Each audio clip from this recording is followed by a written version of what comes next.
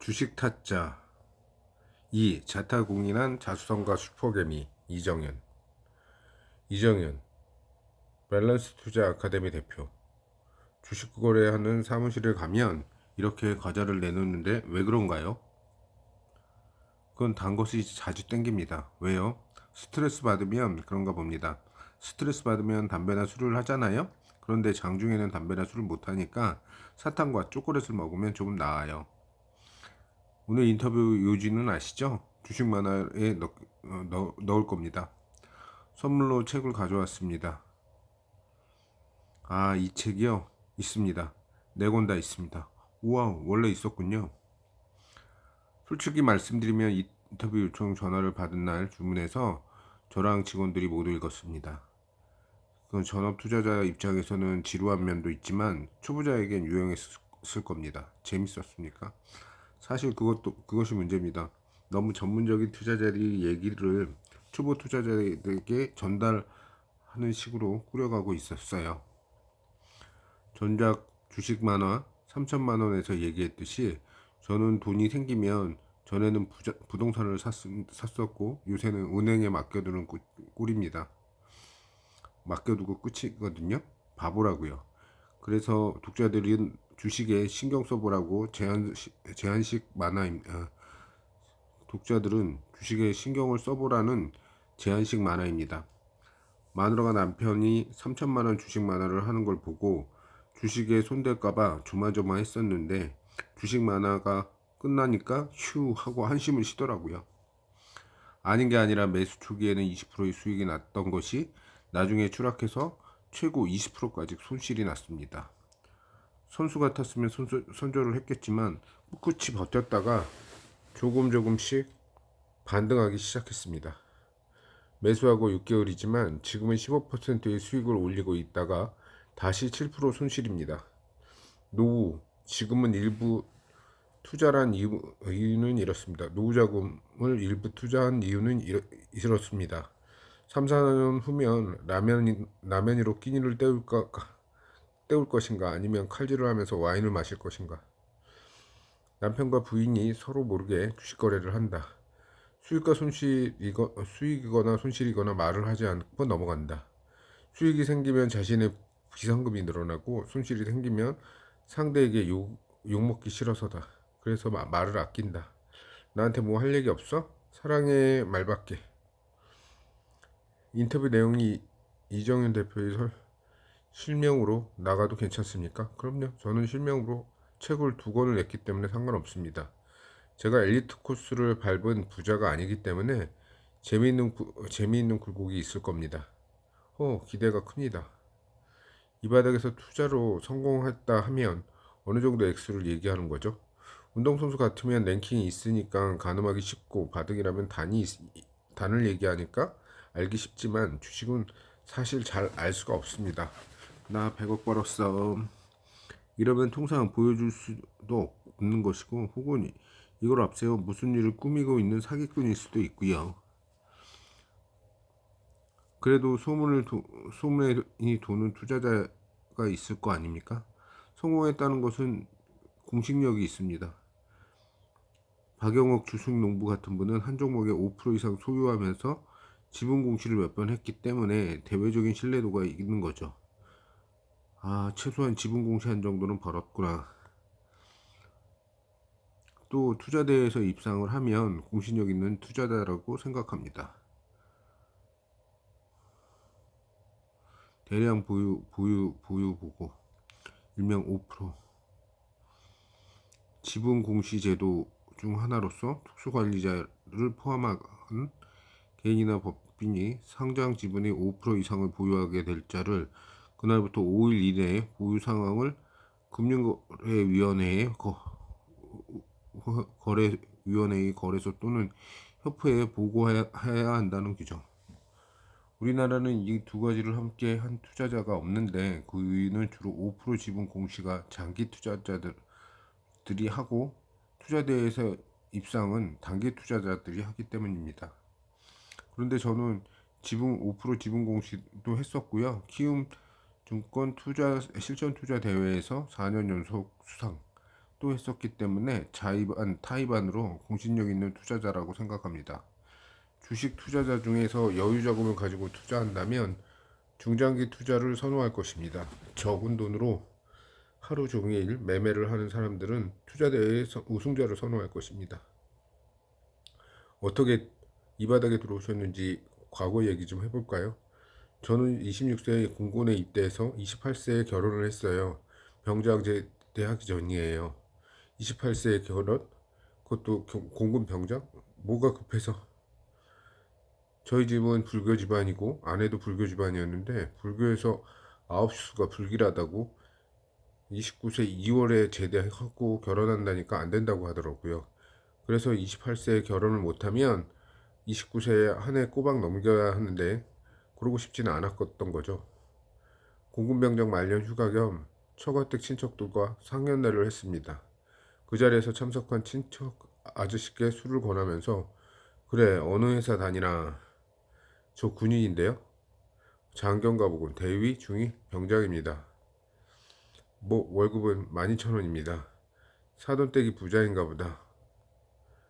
자네 좀 있으면 제대한다니까 제대하면 뭐가 되고 싶은가? 부자가 되고 싶습니다. 이정현은 어렸을 때부터 부자가 되는 게 꿈이었습니다. 구체적으로 미래의 꿈이 대통령, 연예인, 선생님, 만화가 등이 아니고 그냥 부자였습니다. 집안이 부자도 아니었고 의대도 법대도 나와서 미래가 확실한 것도 아니었습니다. 부자가 되기 위해서 첫 번째 구체적인 시도는 갬블러가 되는 것입니다. 타짜의 권위. 아무것도 가지지 않은 자가 빨리 돈을 벌 수 있는 방법은 도박이었습니다. 100만 원을 가지고 1억을 벌면 부자가 되는 거지. 1억을 가지고 100억을 벌면 부자가 되는 거지. 고등학교, 대학교 때 타짜 만화 영어를 수십 번 봤습니다. 그래서 도박도 해보고 경마도 해보았지만 그것은 부자가 되는 방법이 절대 아니었습니다. 결국 게임머니는 현장이 전부 가져간다는 계산이 나왔다. 경마장이나 하우스나 카지노에 갖다 바치는 수수료가 높았다. 당시 주식은 0.4% 정도의 거래세를 냈어야 했다. 다른 도박에 비하면 무척 양호했다. 주식은 테이블 머니에서 삥 뜯어 가는 것이 아주 조금이었습니다. 대학교 때 군대 근무 때 집중적으로 공부를 했습니다. 주식 공부를 제대로 하면 큰 돈을 벌 수 있어. 당번 사야지. 군대에서 복무하는 동안 모은 돈 100만 원 정도를 주식 계좌를 틀고 거래를 시작했습니다. 이병장 어디 갔어? 또 전화하고 있어? 얘 그거 시세대로 30주만 사주세요. 군대에서 행정병이었기 때문에 신문 구독이 가능했다. 96년, 97년, 98년 군 복무하는 동안 군대에서 IMF를 겪었다. 여지없이 IMF 얘기가 나오는군요. 지금 밖에서는 난리인데 IMF 때문에 경쟁 상태가 엉망이었다. 주가는 매일매일 폭락하고 회사는 맥락 없이 쓰러졌다. 어휴, 제대하기 겁난다. 이정희는 99년 2월 제대를 했다. 자기야, 이제 매일같이 자자. 주식으로 20년 동안 잘해왔는데 남들이 비결이 뭐냐고 물으면 투자를 시작할 때 운이 좋았고 그 운을 노력으로 지켜냈다고 말합니다. 98년 IMF가 끝나고 99년 주가가 팍팍 뛰어오르던 때입니다. 저는 경영학 전공을 했고 주식 공부를 해서 제대 후 99년, 2000년 2년 동안 제 친구들 한 달에 200만 원 월급을 받을 때 저는 주식으로 한 달에 5천만 원을 벌었으니까요. 김대중 대통령이 임기가 시작되면서 정부 정책을 최우선으로 경제 정책을 최우선으로 펼쳐나갔다. 그때 코스닥 시장이 열렸다. 도널드 닥, 코스타닥. 40대, 50대 투자자들이 코스닥을 무시했다.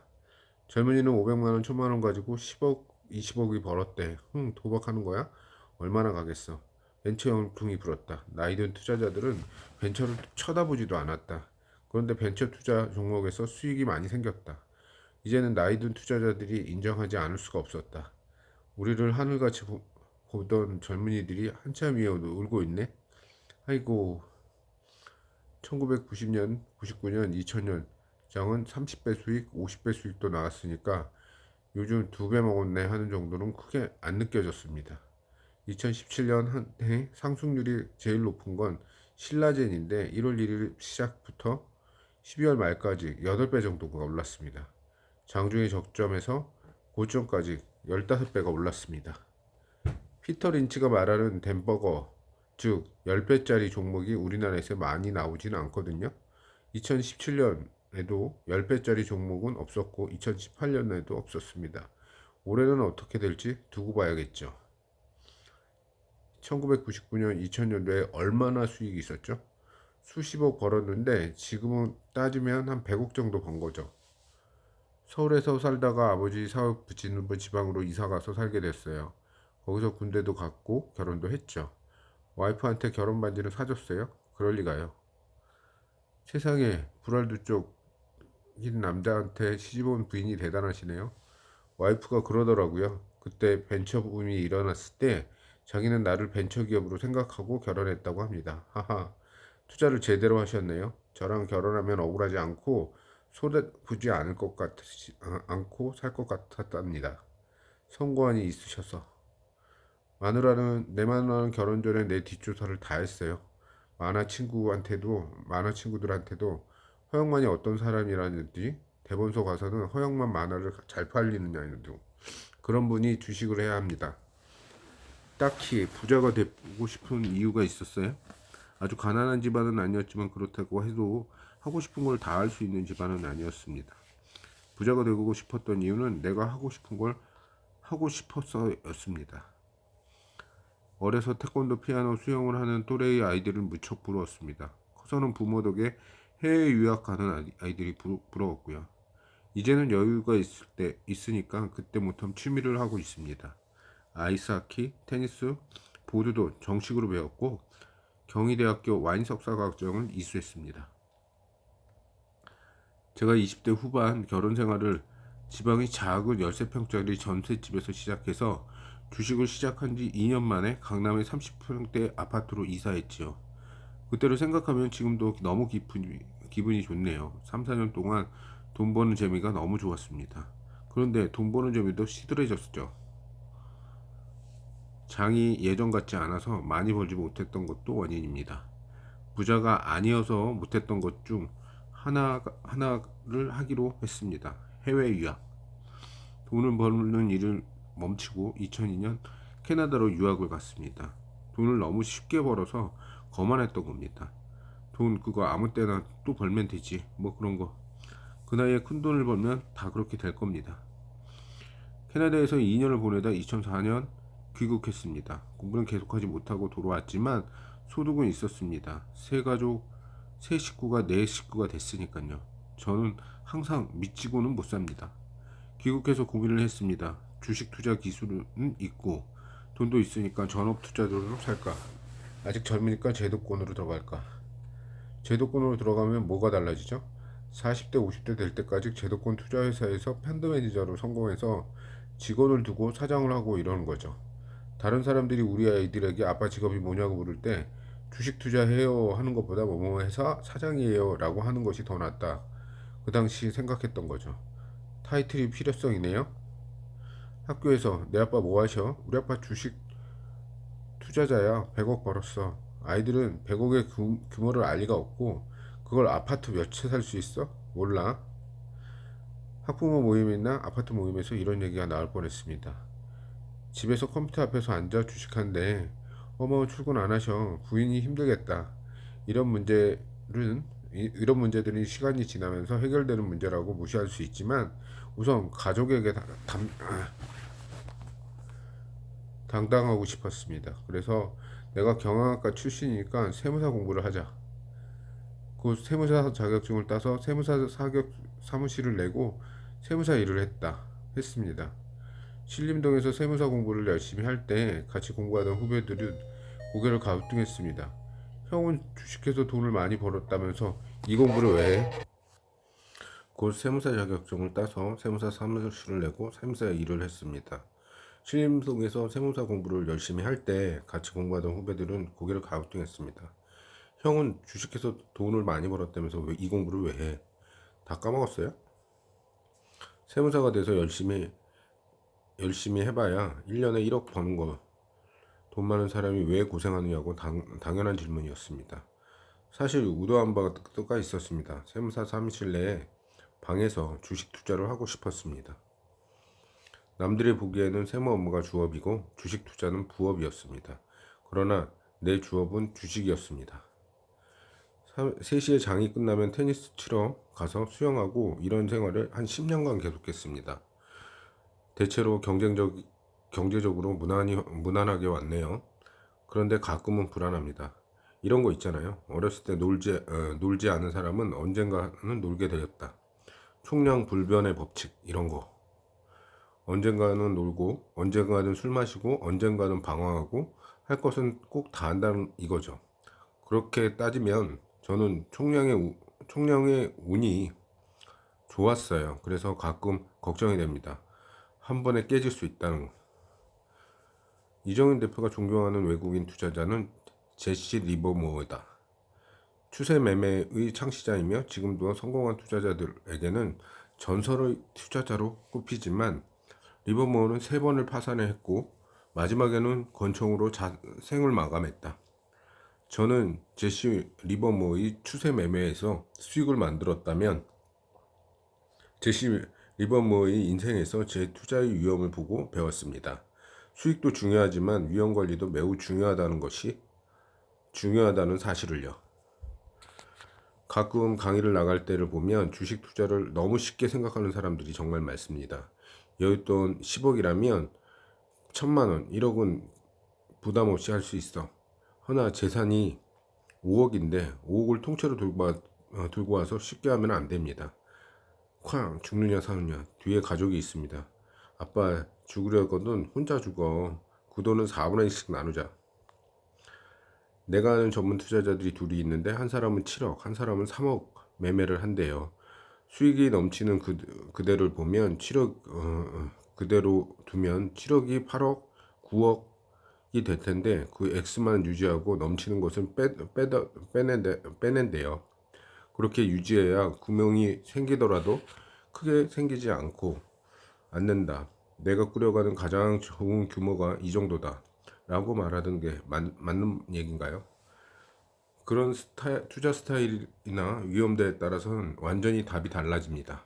그것은 투자 스타일이나 위험도에 따라서는 완전히 답이 달라집니다. 우리가 고스톱을 칠 때 쏘리고 할 수도 있는 패인데 약간의 위험이 존재하면 원고나 투고를 하는 스톱하는 스타일이 있고 100% 독박인데도 수리고 가는 스타일이 있습니다. 나는 어떤 스타일인가? 첫 번째 지속적인 수익을 얻기 위한 유형이 있고 두 번째는 한 방에 끝을 보겠다는 유형입니다. 나는 첫 번째와 두 번째의 섞인 혼합형 스타일. 다시 말해서 분산 투자나 집중 투자냐로 나눌 수 있습니다. 그 사람은 분산 투자를 한대요. 재무 관련의 위험 인수자와 위험 회피자가 있는데 이 경우에는 전적으로 위험 회피자입니다. 종목도 완전 분산 투자이고 넘치는 돈을 덜어내고 좋은 덜어내니까 좋은 투자 전략이지만 수익 측면에서 보면 높지 않습니다. 위험이 높을수록 수익률도 높아집니다. 선생님, 그쪽은 물운동기가 있는데요. 위험한 장사가 마진이 큰 법이야. 잘 나가는 것보다는 바로 때려 올리기만 하면 오늘 장사 끝이야. 고우영 선생님이 골프와 청아를 너무나 사랑하셨던 분입니다. 고우영 선생님 골프와 청아를 너무나 사랑했던 분입니다. 제가 주식 투자 초보 시절에 큰 수익을 올렸던 것은 신용까지 써가면서 집중 투자를 했기 때문입니다. 저희 궁극적인 상황이 상승장과 맞아떨어졌던 거죠. 만약 그때 돈을 늘리면 안 돼. 10종목으로 나눠 들어가야 돼 얘기했다면 많이 벌어야 1억 정도 벌었을 겁니다. 이 문제는 자신의 운영 금액과 투자 스타일, 나이, 목표 등 여러 가지를 분석해서 케이스 바이 케이스입니다. 정답은 없다. 초기 2년 동안 많은 돈을 벌었는데 그 돈을 지키는 것도 문제였겠네요. 20년 동안 잘 지키고 있었습니까? 사실 주식 투자에서 제일 중요한 것은 살아남기입니다. 사실 죽으면 그만이잖아요. 주식 투자가 죽는다는 것은 생명이 끝난다는 것이 아닙니다. 계좌가 없어진다는 것이죠. 계좌의 금액이 오르내림이 있겠지만 장기간 그 계좌를 유지하고 있다면 살아있다는 겁니다. 지금은 세무사 일을 접고 주식 투자에 집중하고 있습니다. 초기에 많은 수익도 잘 지키고 있습니다. 이정현 대표는 살아있는 것입니다. 이정현 대표는 그때 번 돈을 여지껏 지금 지키고 있는 이유를 이렇게 말합니다. 본능적으로 위험을 느끼는 감이 있고 학습으로 위험을 피하는 방법을 배웠기 때문이죠. 본능적으로 위험을 느끼는 감이 있고 학습을 통해서 위험을 피하는 방법을 배웠기 때문이죠. 주식 투자자가 1년 만에 돈을 좀 벌고서 스스로 성공했다고 생각하는 사람은 매우 위험합니다. 상승장과 하락장 사이를 겪어야 하는데 적어도 수년이 걸리기 때문입니다. 2017년 1년 동안 세계 경기가 살아나면서 장이 참 좋았죠. 그때 코스피가 3000 지수가 3000포인트 간다. 다들 흥분했었죠. 주식 초보자들도 아무거나 사면 오르고 했었고요. 주식 초보자들 중에서는 그 1년 사이에 2배, 3배 번 사람도 있습니다. 1억으로 3억 벌었어. 주식 별거 아니야. 나만 따라와. 주식을 해서 수익이 나면 내가 잘한다고 자만합니다. 지금껏 모르고 있었는데 나는 주식 쪽에 타고난 거야. 이러다가 하락장을 맞으면 3억이 올라갔던 것이 2억으로 빠지고 1억만 남습니다. 본전은 3억이라고 생각을 하죠. 70만원 잃었다. 무슨 20만원 내놓고 쳤으면서 아까 70만원을 땄으니까 본전이 70만원인데 계산도 못하냐? 그리고 원금까지 축이 나면 세상에 욕하죠. 자신을 욕하는 사람은 없습니다. 무슨 정치를 이따위로 해? 초년의 수익은 운이 좋았다고 말했는데 그 운은 아직도 존재하나요? 이제는 운에 기대하지 않습니다. 초기에 성공한 뒤에 곧바로 이런 생각을 했습니다.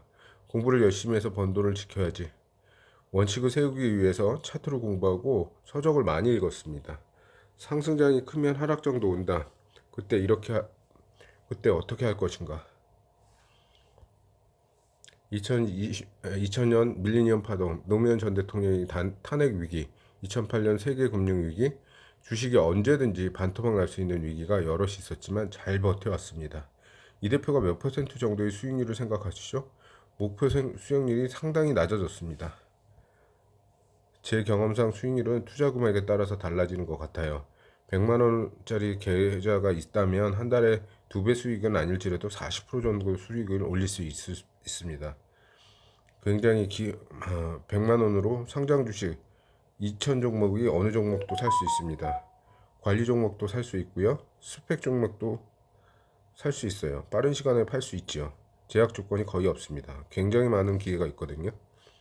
그러나 100억 주식을 투자하게 되면 문제가 생깁니다. 100억 원어치 돈을 살려면 며칠 동안 주가가 올리면서 살 수밖에 없습니다. 100억 주식을 팔려면 내가 내리면서 팔 수밖에 없습니다. 100만 원으로 어떤 종목도 살 수 있다. 100억 원으로 살 수 있는 종목이 100종목 남짓이다. 이런 걸 고려해서 100만 원으로는 어떤 종목도 살 수 있습니다. 100억이면 살 수 있는 종목이 100종목 남짓합니다. 이런 걸 고려해서 1년 목표 수익률이 30%로 잡고 있습니다.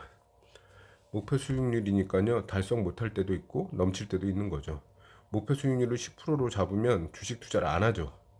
그 정도 목표 수익을 얘기하는 자산운용사가 많은데 규모가 다르네요. 주식 투자가 자본을 들어가고 노동이 들어가는 사업이잖아요. 너 사업 하나 해볼래? 식당? 1년에 수익이 얼만데? 1년에 5%. 10억 투자하면 1년에 5천만원? 10억을 투자해서 1년에 5천만원. 즉, 한 달에 400만원이 생긴다면 누구도 식당을 차리지 않을 것입니다. 품값도 나오지 않는다. 내야 할 세금은 하늘에서 떨어지지 않는다. 더군다나 융자를 받아서 투자하면 계산이 나오지 않습니다. 그러면 답은 주식 투자인가요? 세금 무서워하는 사람은 대부분 돈을 많이 버는 사람들이에요.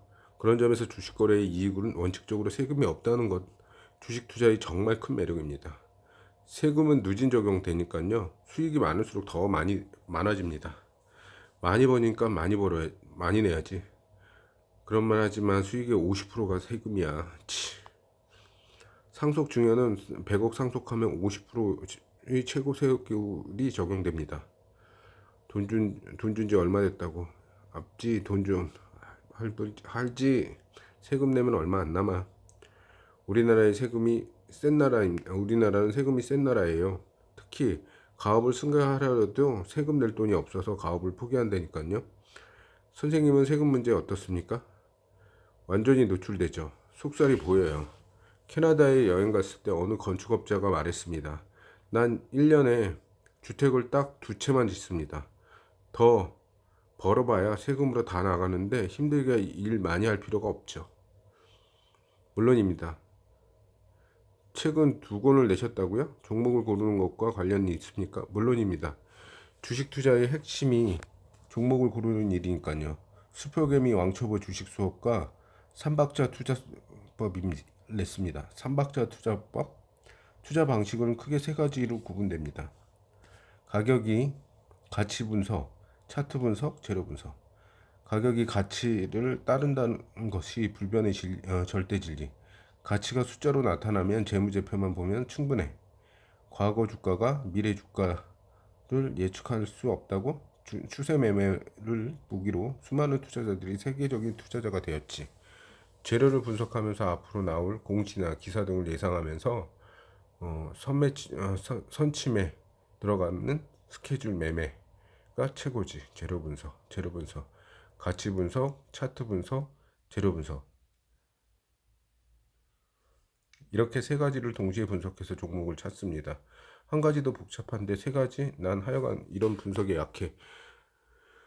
가세체, 가차제, 가치 분석, 차트 분석, 재료 분석, 가치 분석, 차트 분석, 재료 분석, 가치 분석, 차트 분석, 재료 분석,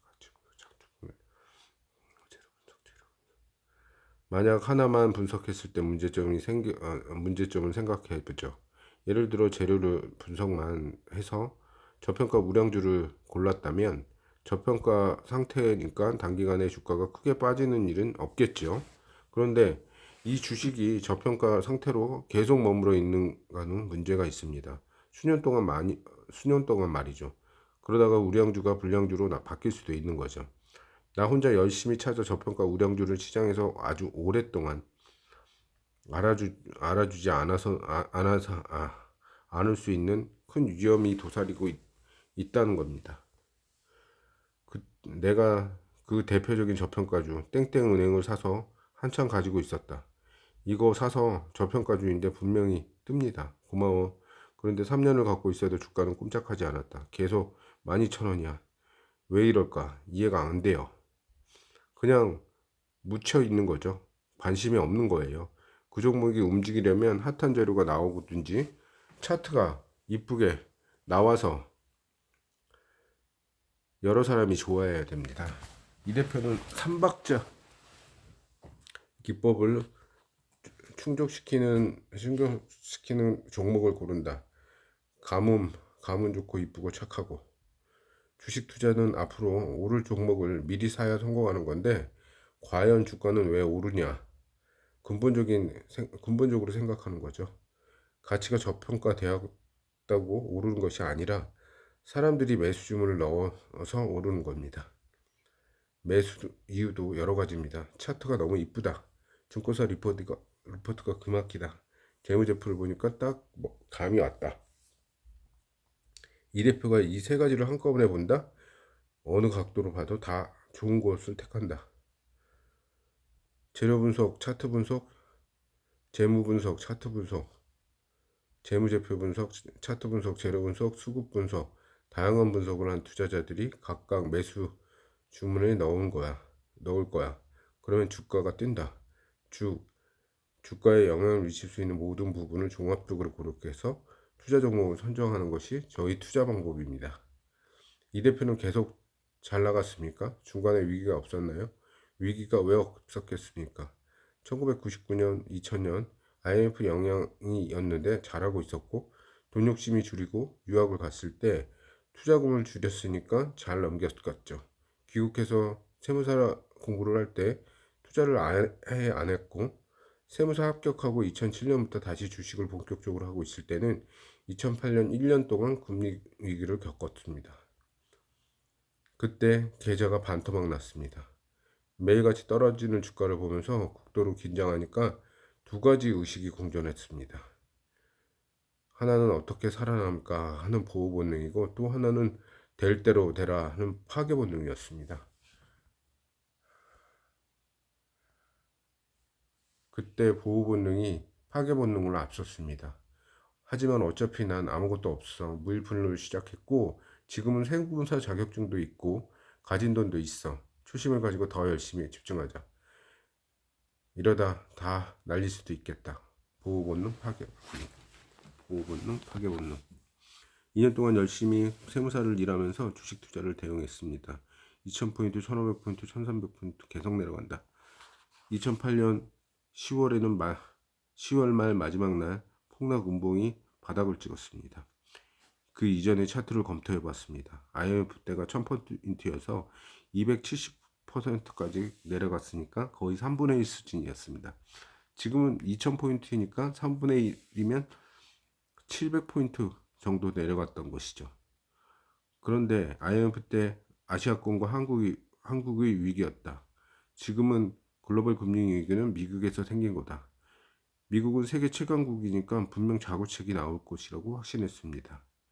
그런데 2000포인트에서 얼마 더 떨어졌을까? IMF 때가 3분의 1까지 폭락은 안 될 것이고 900포인트가 접점이겠구나. 주가 지수는 반드시 오른다. 지수가 바닥을 찍고 반등한다는 것이 확신했지만 선도주가 무엇인지 모르니까 종목 매수 대신 선물 옵션 파생 상품으로 상승 포지션을 구축했습니다. 2008년 10월 지수가 800포인트, 그때가 정확히 맨 밑바닥이었습니다. 그 후 2009년, 2010년 2년 동안 2250%가 뛰어 올랐습니다. 반토막 난 계좌에서 상승장을 믿고 파생상품이 상승 포지션과 우량주의 포트폴리오를 계속 밀고 나갔더니 지수 상승세보다 훨씬 더 큰 수익률을 낼 수 있었습니다. 시장이 좋으면 웬만하면 수익이 나죠. 시장이 좋지 않으면 아무리 용을 써도 손실을 봅니다. 그러므로 우리는 시장이 좋을 때 지수 상승률보다 더 높은 수익을 내는 방법을 연구하고, 시장이 좋지 않으면 지수 하락률보다 좀 더 손실을 방어하고 살아남기 위한 노력을 해야 됩니다. 그렇게 해서 주식 시장으로부터 영구적인 아웃을 당하지 않는다면 언제든지 기회는 있습니다. 주식 투자로 크게 성공한 사람들을 보면서 나도 성공할 수 있다는 믿음을 가질 필요가 있습니다. 동시에 그 성공이 영원한 것이 아니라는 것 또한 명확히 알아야 됩니다. 그런데 일반인들은 쉽게 접근한다.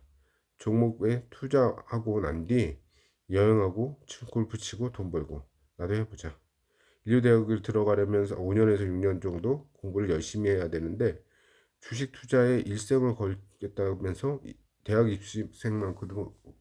입시생만큼도 공부를 하지 않는다. 준비 운동도 안 하고 바로 입수. 피겨스케이팅을 한다고 김연아가 될 수가 없고, 야구 선수를 한다고 모두 유현진이 될 수 없습니다. 김연아보다 더 나은 유명인이 되고 싶다고 생각은 왜 안 해? 넌 너무 늦었어. 앞으로 남은 시간을 어떻게 꾸려나가고 싶어요? 주식만 계속 하실 건가요? 아닙니다. 제 명함에 적혀 있듯이 밸런스 투자 아카데미의 의미대로 대중에게 제대로 가르쳐주는 주식 투자 교육을 하고 싶습니다. 교육을 통해서 주식 투자자들은 전부 사기꾼들이고 언제 망할지 모른다는 말을 듣지 않도록 하고 싶어요. 아버지에 대한 가족의 시선은요, 그냥 평범한 가정이죠. 이었죠. 지금은 달라지셨나요? 와이프랑 아이들은 사실 주식 투자를 잘하니까 대단해 이런 것이 없었어요. 주식 투자를 여러 다른 직업과 마찬가지로 돈을 버는 직업 중에 하나로 하고 있었던 것이에요. 당연한 거죠. 그런데 제가 책을 2권 냈잖아요. 그때부터는 바뀌었어요. 생전에 개인적인 문자를 보낸 적이 없던 장인이 이런 문자를 보냈습니다. 책을 2권이나 내고 장하다. 그때는 느꼈죠. 지금까지 주식 투자자들이 이미지가 역시 좋지 않았구나. 미국에서 있는 딸과 통화했습니다. 친구들한테 우리 아빠가 책을 두 권을 냈다니까 진짜 니네 아빠 대단하다. 예 이러더라고요. 미국은 저자에 대한 존경심이 엄청 굉장히 크거든요. 지금껏 20년 동안 주식 투자로 먹고 살았는데 잠깐 동안 쓴 두 권의 책이 존경이라니. 잘하셨네요. 당신 존경받고 있나? 주식 투자의 정년이 몇 살이라고 생각하십니까? 신체적으로 그만둬야 할 나이는 없다고 봅니다. 그런데 20대 후반의 저와 40대 후반의 저를 지금을 보면 차이가 있습니다. 경험이 많아졌으니 전성기는 지난 거죠. 경험은 많아졌으나 전성기는 지난 거죠. 예를 들면 바둑 세계에서 이창호가 스승인 조훈현의 기사를 꺾고 또 그러한 이창호를 이세돌이 꺾는 이유도 전성기를 지나는 시기가 언제든 온다는 것을 보여주는 것이겠죠. 운동선수도 체력이 가장 중요한 직업이니 보통 20대 후반에서 30대 초반에서 전성기가 올 것이고 사업가들은 이런 인맥과 경험이 중요하니 50대에서 60대일 수도 있습니다. 제 경험으로는 주식 투자자의 전성기는 30대 후반에서 40대 초반인 것 같습니다. 30대 초반은 경험이 부족하고 40대 중후반이 되니 체력이나 판단이 떨어지는 것을 느끼게 됩니다. 주위 친구들은 만화가는 정년이 없어서 좋겠다고 말합니다. 나도 그런 줄 알고 있었고요. 그런데 3, 4년 전부터 체력이 약해져서 모든 게 바뀌게 되었습니다. 비거리가 줄어든 걸 보면 그 말도 맞다. 3, 4년 전, 10년 전부터지. 벽에 못을 하나 박으면서 좋겠다고 하면서 벽만 쳐다보고 반나절을 보냈다. 그래서 이런 글을 써봤다. 생각 즉시 행동. 꿈을 대지 마라. 그러니까 주식 투자도 손가락으로 자판을 누를 수 있을 때 할 수 있다는 것 아니네요. 누를 수 있다고 하는 건 아니네요. 그렇긴 하죠. 순간 판단력이나 집중력이 많이 약해지는 느낌이 들어서 단기 투자 비중이 많이 줄었고 중장기 투자 비중을 높여서 투자하고 있습니다. 중장기 투자 비중이 높으니까 좋은 종목은 포트폴리오를 잘 짜놓으면 마음도 편하고 장중에 시간적으로 심적으로 여유가 생겨서 좋아요. 만화를 하루 놀면 다음날 이틀치 작업을 해야 하는데 86세의 워런 버핏은 매일 매매를 하지 않습니다. 중장기 매매를 바뀌면서 5% 공시도 한 적이 있다. 이 종목은 그렇게 좋은가요? 아니요. 투자 스타일이 변화 때문이죠. 예전에는 5% 공시를 할 수 없었습니다. 오늘 샀다가 내일 파는 일이 많았으니까요. 요즘은 수명이 100세로 계산하는데 내가 죽을 때까지 호주머니에 돈이 있으니까 걱정이에요. 있을까 걱정이에요. 우리 나이쯤 되면 친구들이랑 모일 때 술값을 내는 것이 좀 폼이 나요. 슬슬 눈치를 보면서 뒤를 빠지면 흉하죠. 인생은 시간이 지날수록 동그라미가 하나씩 없어지고 마냥 좋을 수가 없죠. 아유 엄살은 저작권료 많이 나오실 텐데 무슨 성공하는 투자의 필요 조건은 무엇일까요? 미국 투자자 알렉산더 엘르턴은 그의 책에서 3M이라는 성공 투자 요소를 말했습니다.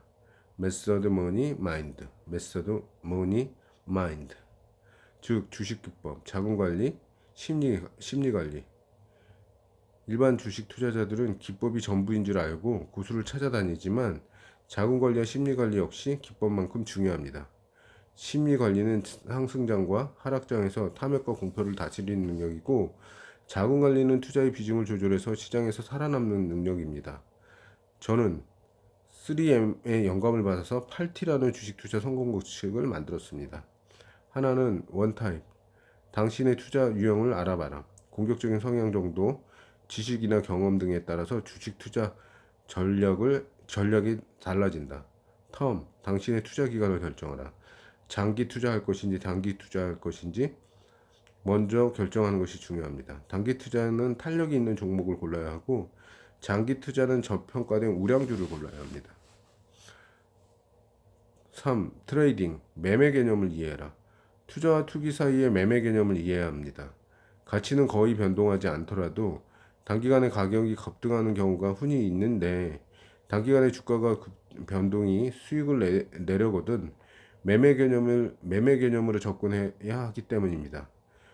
우리가 보통 부동산이나 주식 투자냐 투기냐는 논쟁을 흔히 하는데 내 생각에는 부동산은 매매의 영역입니다. 우리가 부동산을 거래할 때 매매 계약서라고 쓰는 이유를 생각해 보면 이해하기 쉽습니다. 4. 탑다운 통찰력을 갖고 선택과 집중해라. 탑다운 여러 주식 종목 가운데 엄선된 최고의 종목이라는 말로 최선호주 높이 나는 새가 멀리 불 수 있는 것처럼 글로벌 시대에 진행할수록 탑다운 방식의 유용성은 더욱 커지고 있습니다. 특히 우리나라의 주식 시장의 경우 미국, 중국, 일본의 눈치를 심하게 보는 경우가 많기 때문에 더욱 그렇습니다. 글로벌 경제를 보고 산업 동향을 파악한 후 탑픽 종목을 선택하여 탑다운 방식으로 탑다운 방식이 버튼업 방식보다 수익 내기가 좋다는 것을 깨닫기 바란다. 5. 트렌드 시장의 흐름을 읽어라. 세상에도 시장의 트렌드가 계속 변화하듯이 주식시장에도 마찬가지다. 주식시장의 트렌드 변화를 빠르게 포착해 나가야 상승 유망 주쪽을 선택할 수 있다. 테크닉, 나만의 기법을 개발하라. 주식 투자로 돈을 벌 수 있는 유일한 방법은 앞으로 오를 종목을 선정하는 것입니다. 그러나 종목 선정의 기법은 여러 가지가 있는데 그중 많은 연구와 연습을 통해서 나만의 기법을 만들어 나가야 합니다. 7. 트레이닝. 반복해서 훈련하라. 요즘 건강을 위해서 퍼스널 트레이닝을 하는 것이 유행인데 주식 투자도 매일 트레이닝을 해야 합니다. 학교가 없고 선생님도 없다고 포기하지 말고 증권회사의 리포트와 전자공시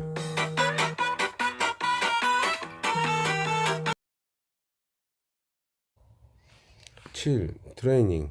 반복해서 훈련하라. 요즘 건강을 위해서 퍼스널 트레이닝을 하는 것이 유행인데 주식 투자도 매일 트레이닝을 해야 한다. 학교에 있다고 학교가 없다고 선생님이 없다고 포기하지 말고 증권회사의 리포트와 전자공시 시스템을 교재 삼아 열심히 공부하고 매일 훈련해야 한다. 8. 트라이 시도하라. 그리고 또 시도하라. 인디언이 기우제를 비울 때까지 지내는 것과 마찬가지로 성공할 때까지 계속 시도하다 보면 언젠가는 주식 투자도 성공할 수 있다. 다만 계속 실패를 이겨내고 시도하기에 우리 지금의 한계가 있다는 점에서 자금 관리의 중요성을 깨달아야 한다. 시장에서 퇴출되지 않고 살아남아서 계속 시도한다면 언젠가는 반드시 성공할 것이다. 마치 인디언 기우제의 끝에 늘 비가 오는 것처럼 자신만의 기법을 개발로 칼을 몇 번 휘두르고 권법을 완성시킬 수 없듯이 칼을 내 몸의 일부라고 느낄 정도로 수련해야 권법을 완성할 수 있는 것 같군요. 만화도 마찬가지죠.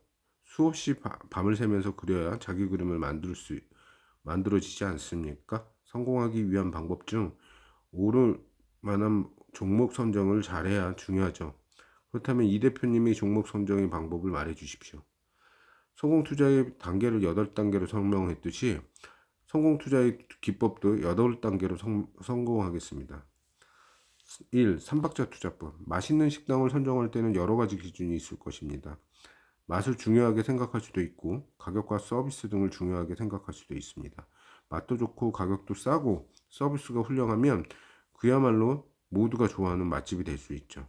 마찬가지로 주식 투자 분석 도구 중에서 가장 많이 쓰이는 세 가지만 재무제표, 차트, 재료 분석을 다 만족하는 종목이 있다면 모두가 좋아하는 맛집처럼 모두가 좋아하는 종목이 될 수 있습니다. 이 삼박자 투자법은 누구나 할 수 있는 것이고 그리고 누구나 해야 하는 필수적 전략입니다. 2. 시가총액 비교법. 식당 옆 테이블에 이런 이야기를 하는 것을 들어본 적이 있습니다. 삼성전자 요즘 회사가 많이 안 좋은가 봐. 왜? 삼성전자 주가가 200만 원을 넘게 올라갔거든? 요즘은 5만 원도 안 되잖아. 주식 투자 안 해본 사람들이 이런 오해를 하는 경우는 어쩔 수 없다 치더라도 주식 투자자들이 절대로 해서는 안 되는 착각입니다. 주식 투자자라면 주가가 시가총액보다 더 중요하다고 하게 봐야 합니다. 이 회사의 주가가 얼마냐가 아닌 이 회사의 시가총액은 얼마냐는 항상 봐야 합니다. 삼성전자 주가가 5만 원인 게 중요한 게 아니라 삼성전자가 우리나라 시가총액 1위 300조인 게 중요한 것이죠. 2. 분산투자 3. 분산투자 기법. 분산투자는 수익률을 높이기 위한 전략으로 오해하는 경우가 있습니다. 분산투자의 목적은 위험 관리입니다. 수익률과 위험을 트레이드 오프 관계라는 점에서 분산투자를 함으로써 오히려 수익률이 낮아지는 것을 느낄 수도 있습니다. 분산투자로 위험을 낮추면서 수익률을 유지시켜야 한다는 판단을 해야 합니다. 주식투자는 수익을 극대화와 위험 국소화의 양극단 사이에 균형을 맞추는 줄다리기를 꾸준히 하는 사람입니다. 그리고 그 유일한 해답은 분산투자입니다. 4. 상승률 매매 기법. 주식 투자 20년 경험에서 초창기에는 개인적으로 가장 많은 수익을 얻은 기법이 상한가 기법입니다. 상한가를 분석해서 따라서 연속 상한가를 몇 방 치면 일주일에 2배 수익이 걷든 하던 시기였습니다. 다만 요즘은 상한가가 30%로 확대되면서 상한가 종목이 많지 않다. 그래서 변화를 준 것이 순유 매매 기법입니다. 상한가 한두 종목밖에 안 나오니 상승률이 높은 종목을 하루에 30종목, 50종목 정도 분석해 보면서 좋은 종목을 찾아내는 방법입니다. 짝짓기 매매 기법. 와인은 무척이나 좋아한다. 와인과 음식의 조합을 마리아주라고 하는데 육류는 레드 와인에, 생선은 화이트 와인에 이러한 궁합을 말한다. 주식의 종목들도 각각 궁합이 있다. 하나의 재료를 같은 움직임들이 나오는 종목군 테마라고 부르는데, 테마가 강하게 형성될 때 수개월에서 1년 이상 강한 움직임을 볼 때가 있다. 테마는 도박이라고 거부감을 가질 필요가 없다는 게 금융주, 반도체주, 조선주 등 동종 업종이 종목들도 넓게 봐서는 테마라고 생각하면 이해하기가 빠를 것이다. 궁합이 좋은 종목이 모아서 주가를 살펴보면 좋은 매수 기회를 잡을 수가 있다. 6. 신고가 매매 기법. 가장 좋아하는 차트는 정배열 신고가 차트다. 정배열이라고 하면 오랜 시간 동안 주가가 오르고 있다는 뜻이죠. 신고가는 오늘 종가의 전 고점을 뚫었다는 뜻입니다. 즉 매일매일 오른 종목이 신고가의 종목이 된다. 주가가 매일매일 올랐다면 내일도 오를 확률이 더 높다는 관점에서 종목을 선정하는 것이 신고가 매매 기법입니다. 특히 강세장에서는 큰 힘을 발휘하며 반대로 약세장에서는 신고가가 종목은 거의 찾아보기가 힘듭니다. 신저가 종목이 많습니다. 7. 신규 상장 공략법. 주식시장에서는 새로운 재료가 오래된 재료보다 훨씬 강력합니다. 마찬가지로 새롭게 생성된 종목이 주식 투자의 사랑을 받으면서 급등한 종목으로 상승하는 경우가 빈번히 발생합니다. 좋은 재무 구조와 핫한 업무, 그리고 적정한 공모가 수준으로 신규 상장 종목은 우회의 큰 수익을 주는 종목이 될 수 있다는 점을 기억하라. 8. 생활 속의 종목 변경. 미치면 통한다 라는 말처럼 주식 투자에 미치면 일정 생활의 많은 종목 발굴에 기회를 포착할 수 있습니다. 월가의 전설의 영웅 피터 린치가 그의 책에서 일상생활에서 얼마나 많은 종목 발굴을 포착할 수 있는지를 강조했습니다. 우리는 마트에서 병원에서 길거리에서 그리고 TV를 보면서 애널리스트보다 먼저 실적이 좋아지는 종목을 찾아낼 수가 있습니다. 8가지 기법 중 3박자 투자법이 필승 전략이라고 했죠. 좀 더 구체적으로 설명해주면 1. 정보 분석. 보통의 투자자들이 주식을 시작하는 이유는 친구에게 언지를 받았기 때문입니다. A 주식 꼭 사. 왜? 정보가 있잖아. 구체적으로 말할 수는 없고 너만 알고 꼭 사. 이러한 정보를 받고 주식 투자를 시작하지만 성공한 사람은 없습니다. 그렇다면 정보는 백해무익한 걸까요? 그렇지는 않습니다. 주식 투자에는 정보가 매우 중요합니다. 우리에게 노출되지 않은, 공개되지 않은 찌라시처럼 돈은 정보가 중요한 것이 아니고 모두에게 공개된 증권사 리포트나 공시된 정보가 훨씬 중요합니다. 모두에게 공개된 정보지만 그 정보를 판단하고 분석하는 능력이 다 다르기 때문에 남들보다 내가 더 정보를 분석하도록 노력하고 경험을 쌓아가면 됩니다. 그렇다면 수많은 정보 중 어떠한 정보가 중요한가? 우리에게 중요한 정보는 주가를 오르게 하는 정보들입니다. 즉 매일 주가가 오른 종목을 공부하면서 어떤 정보가 주가를 오르겠는지 하는 데이터화 시키고 노하우를 축적해 나간다면 그 다음부터는 어떤 정보를 접했을 때 그 정보가 주가를 얼마나 상승시킬 만한 정보인지 쉽게 파악할 수 있습니다. 2. 가격 분석. 주식 투자자가 가치를 중요하게 생각하면 반면 가격은 별로 중요하게 생각하지 않는 경향이 있습니다. 하지만 우리의 가치 증가로서 수익을 내는 것이 아니고 가격의 상승으로서 수익을 낼 수 있을 뿐이다. 즉, 낮은 가격에 사서 높은 가격에 팔기 위해서는 가격 분석은 필수적인 이야기입니다. 가격 분석을 할 때 크게 두 가지로 나누어 볼 수 있는데, 하나는 현재 가격이 결정하는 수급이라는 점에서 경제학에서 가장 오래된 이론인 가격 이론을 생각하기 쉬운데, 수요와 공급의 교차점, 균형 가격이 결정되는 것처럼 매수와 매도에 의해서 가격이 결정됩니다. 즉 주가의 변화는 매수 주문과 매도 주문으로부터 시작된다는 것입니다. 두 번째, 가격의 분석할 때 중요한 것은 과거의 가격 분석이 하냐는 여부입니다. 개인적으로 과거의 주가를 중요하다고 보는데 주가는 결국 상승 추세, 고점, 하락 추세, 저점, 4단계 영원히 반복할 수 없기 때문에 따라서 차트 분석을 통해서 추세를 찾아보고 변곡점을 예상하는 것은 중요한 무기가 될 수 있습니다. 3. 가치 분석. 삼박자 분석 중에서 가장 중요한 것이 무엇이냐고 묻는다면 가치 분석이라고 답할 수 있을 정도로 가치 분석은 매우 중요한 분석 도구입니다. 특히 극단적으로 설명하면 정보 분석과 차트 분석을 잘해서 좋은 종목을 선정한다 해도 가치 분석을 하지 못하면 내가 산 종목이 부실한 종목인 경우에 유상증자, 감자, 나아가서는 관리 종목 상장 폐지가 될 수 있기 때문입니다. 그렇다면 우리는 가치 분석상 부실한 종목만 걸러내면 될까? 그렇지 않다. 가치 분석을 통해서 두 가지 유형의 유망 종목을 찾아낼 수 있습니다. 하나는 저평가 우량주다. 즉 가치보다 가격이 낮은 종목을 찾아내서 매수를 한다면 중장기적으로 그 종목이 낮은 주가는 가치를 따라서 높아질 수 있습니다.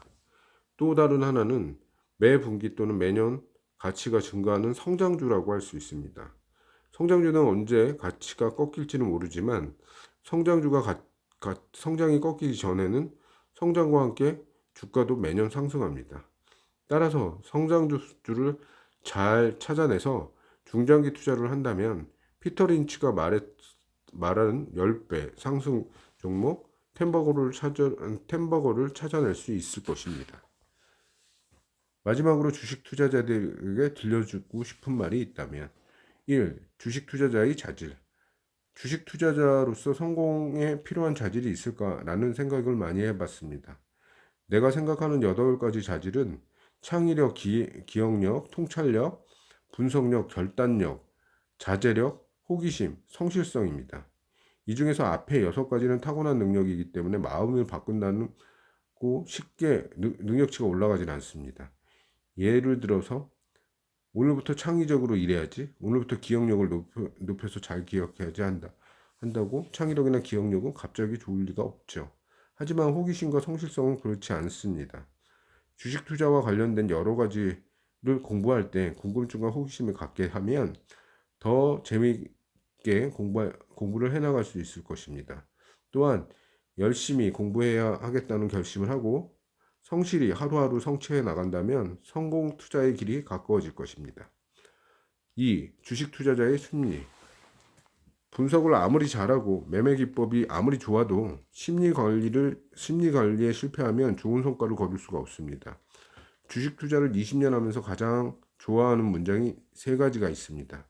이 세 가지 문장을 모두 심리와 관련된 심리 관리에 큰 도움이 됩니다. 1. 아무도 믿지 마라. 주식 투자를 하면서 많은 사람들이 여러 가지 말을 듣게 됩니다. 그러한 내용에 시황이든 기법이든 종목 추천이든 한 귀로 듣고 한 귀로 흘려라. 또한 정말 도움이 되는지 엄정하게 검토해라. 일단 기본은 다른 사람의 말을 믿지 않는다는 겁니다. 주식 투자는 스스로 분석하고 스스로 판단하며 스스로 결정하고 스스로 책임지는 것이기 때문입니다. 이 또한 지나가리라. 주식을 오랫동안 하다 보면은 긴 상승장이나 긴 하락장을 반드시 만나게 됩니다. 정말 하늘 높은 줄 모르고 끝없이 뻗어가는 강한 상승장이나 바닥 밑에 지하실, 그 밑에 땅굴을 경험하게 되는 무서운 하락장을 경험하게 되면 탐욕과 공포가 크게 사라지게 됩니다. 그때마다 반드시 생각해야 합니다. 이것 또한 지나가리라. 주식 참 어렵다. 특히 초보자일수록 정말 주식이 쉽다고 생각합니다. 주식을 쉽게 생각하면 공부도 안 하게 되고 투자 자금은 계속 투입하게 되어 최악의 상황이 옵니다. 주식은 어려운 것입니다. 쉽다면 누구나 벌써 주식으로 큰 부자가 되었겠죠.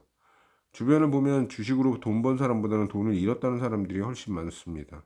주식이 어렵고 위험한 행위라고 인정한다면 투자 자금을 투입도 좀 더 조심스럽게 하고 공부도 더 열심히 하게 될 것입니다. 3. 투자일지. 공부를 잘하는 아이들이 비법 중에 하나는 오답 노트입니다. 내가 틀린 문제를 기록하고 왜 틀렸는지 기억하기 위한 노트죠. 주식 투자도 마찬가지입니다. 내 선정 종목은 왜 틀렸는지, 매수와 매도 타임이 왜 틀렸는지 계속 기록하다 나가면 그 오답 노트는 나를 성공한 투자자로 만드는 황금 열쇠가 될 것입니다. 기억하지 못하면 적어라. 아니면 기억하지 못하기 때문에 적어야 합니다. 4. 폭락장 대처 방법. 최근 시장의 불확성성이 더해지면서 거래소 코스닥 양시장이 급락한 장세가 연출되고 있습니다. 여러 주식 투자 커뮤니티에 들어가 보면 급락장의 멘탈이 붕괴되고 국내된 많은 투자자들과 불안에 떨며 승부를 볼 수 있습니다. 어린아이가 뜨거운 불을 느껴야 다시는 불을 가까이 하지 않듯이 폭락장도 경험한 사람과 경험하지 못한 사람의 대응은 천지차이입니다. 주식 투자는 예측과 대응이라고 말합니다. 폭락장이 미리 예측한다면 좀 더 잘 대응할 수 있겠지만 미리 예측할 수 없다면 폭락장이 오면 적극적인 대응을 해야 합니다. 폭락장이 적극적인 대응은 무엇일까요? 첫 번째, 왜 빠지는지 대해서 깊게 생각하는 버릇을 가집시다. 결자 해지라는 말을 가장 잘 들어먹는 것이 폭락장입니다. 시장에 폭락하는 원인이 있다면 그 원인을 해결될 때, 즉 악재가 해소될 때 장은 안정을 찾아올 것입니다. 둘째, 바닥을 미리 예단하지 말자. 주식에는 추세라는 것이 있어서 오를 때는 오르는 힘, 또 내릴 때는 내리는 힘이 강화되면서 주가가 생각보다도 오래 유지될 때가 있습니다.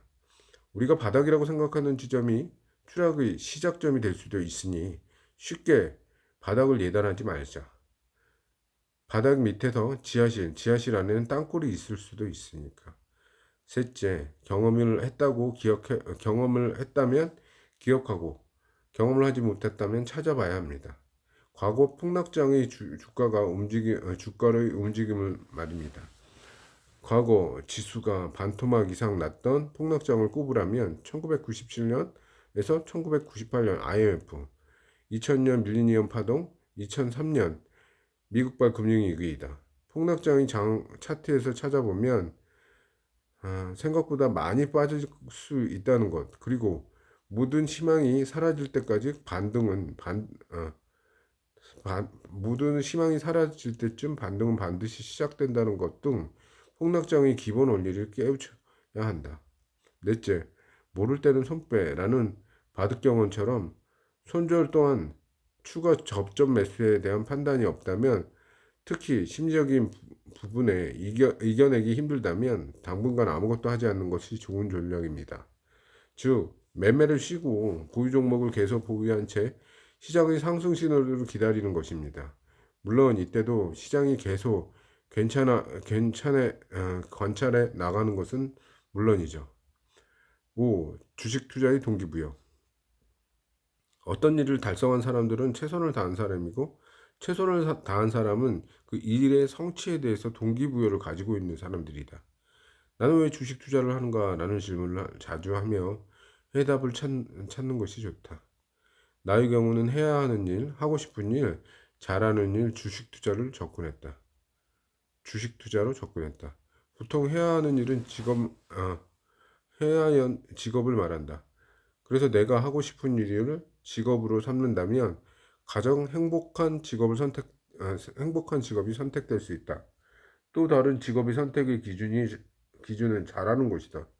좋아해서 선택한 직업인데 내가 왜 그 일을 잘할 수 없다면 자존감이 하락을 떠나서 돈을 벌고자 하는 최고의 목표 달성이 어려워질 수 있다. 나는 주식 투자를 너무 좋아했고 주식 투자를 잘하기 위해서 노력했고 주식 투자로 많은 돈을 벌었다. 이것이 나에게 주식 투자의 가장 큰 동기부여다.